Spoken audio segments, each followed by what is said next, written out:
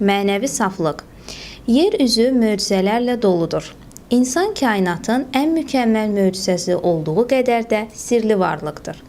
Müdriklərdən biri deyir, dünyada ən ədalətli paylanan ağıldır. Çünki hər kəs pulun, vaxtın və s.nin azlığından şikayətlənir. Amma heç kəs ağlının azlığından şikayətlənmir. Özünü hamıdan ağıllı saymaq cahillikdir. Bir gün məşhur filosof Platondan soruşurlar, nə üçün müəlliminə atandan çox hörmət göstərirsən? O deyir, çünki atam məni göydən yerə endirmişdir. Nəsihətlər verən müəllimim isə yerdən göyə qaldırır.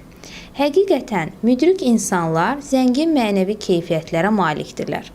Onlardan bəhrələnmək həmişə lazımdır. Günlərin birində bir baba nəvəsi ilə çay kənarına xərçəng ovlamağa gedir. Nəvə toru suya atır. Tora bir xərçəng düşür. Baba xərçəngi çıxarıb vedrəyə qoyur və ağzını bağlayır.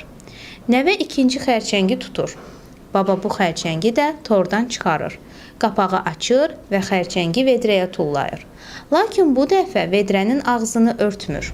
Nəvə soruşur, baba, niyə bayaq xərçəng tək olanda vedrənin qapağını möhkəm-möhkəm örtdün? İkinci xərçəng olanda vedrəni daha da kip qapatmaqdansa açıq saxladın. Baba deyir, xərçəng qəribə məxluqdur. Cüt olanda biri dırmaşıb canını qurtarmaq istəyəndə, digəri onun ayağından aşağı çəkir ki, xilas olmasın. Bir-birlərini aşağı çəkdikləri üçün vedrəni bağlamağa ehtiyac qalmır.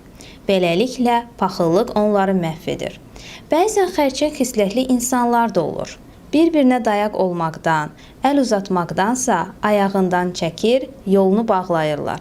İnsan ağıllı məsləhəti dinləməli, içindəki pislikdən, kin-küdurətdən azad olmalı, özünü nəfsinə hakim etməlidir. İnsan mənəvi aləmini paklaşdırmağa can atsa, yer üzü cənnət olar.